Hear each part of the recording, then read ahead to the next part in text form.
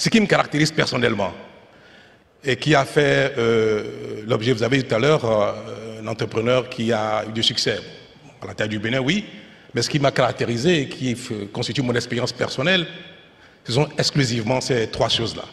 De l'ambition, du sérieux et le labeur. Moi, je ne suis pas un génie et ce n'est pas nécessaire d'être un génie pour se développer dans la vie, pour avoir sa place et même pour s'enrichir. Ce n'est pas nécessaire.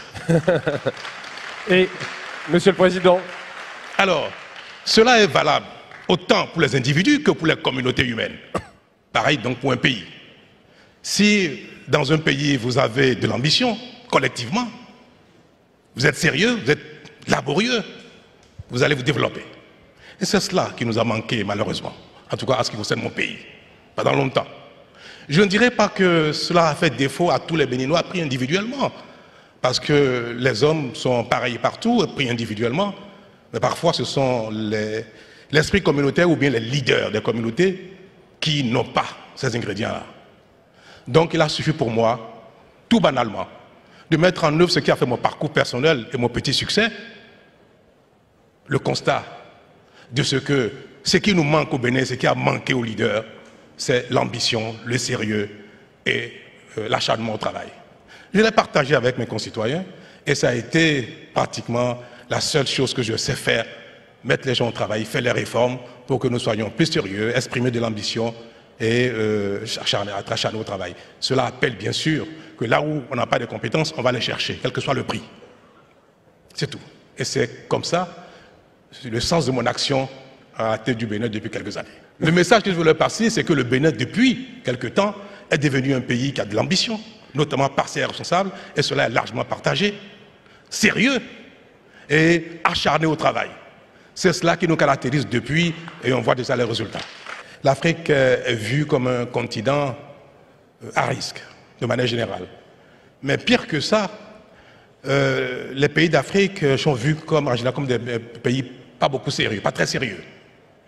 Ce n'est pas toujours faux, je viens de le dire. Mais il faut observer le parcours des pays africains, notamment le mien, le Bénin. Je l'ai dit quand j'étais en visite officielle en Norvège il y a quelques années, j'ai dit aux autorités norvégiennes, je suis venu ici pas pour solliciter quoi que ce soit, mais c'est pour vous demander de nous observer, de voir comment ce pays va évoluer dans les années à venir. Et aujourd'hui, ce que j'ai envie de dire aux entrepreneurs qui m'entendent, c'est le Bénin a changé. Et ce n'est pas le Bénin seul, beaucoup de pays sont en Afrique, c'est vrai. Il reste encore quelques insuffisances, quelques appréhensions en ce qui concerne un bon nombre d'entre nous. Mais cela s'observe.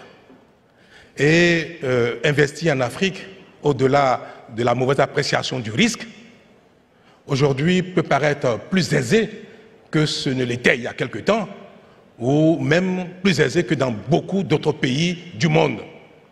Le moment est arrivé. Et mon message tout particulier est celui-ci.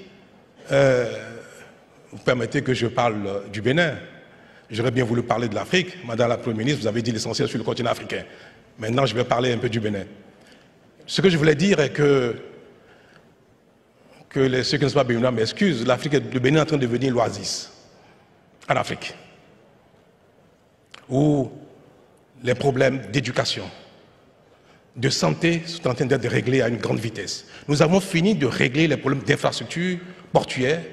C'est en cours, mais c'est bien engagé. Aéroportuaires, routières, énergétiques. Investir au Bénin, aujourd'hui, venir investir au Bénin, vous avez de l'électricité de qualité et avec possibilité d'une convention sur le prix. On peut vous vendre de l'électricité moins cher qu'en Chine, au Bénin, aujourd'hui. Je l'ai dit au président Macron, qui était à Cotonou il y a un mois environ, un mois et demi. Il dit c'est maintenant qu'il faut venir. Et nous avons des raisons de le proclamer, d'insister là-dessus, parce que nous avons fait les réformes qu'il faut pour mettre le pays au travail, sérieusement. La justice fonctionne bien, beaucoup mieux que par le passé, je dirais même très bien. La police, la sécurité. Et ce que nous avons fait aussi qui est remarquable, nous avons beaucoup assoupli les règles, la législation du travail. Je dirais même que nous avons dérégulé. Au Bénin, oui.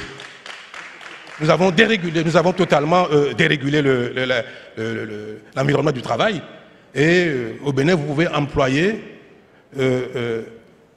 quelqu'un avec des contrats à durée déterminée indéfiniment.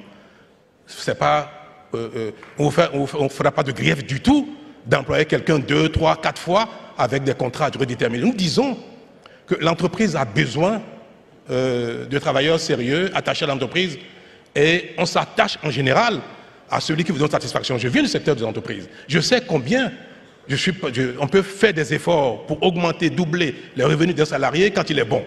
Donc, ce n'est pas la loi qui fait la relation entre l'entrepreneur et son employé. Ce n'est pas la loi. C'est une erreur que commettent les États en général en essayant d'organiser, de réguler, de structurer la relation entre l'entreprise et les employeurs, croyant que c'est une façon de rendre plus durable l'emploi. Ce n'est pas vrai.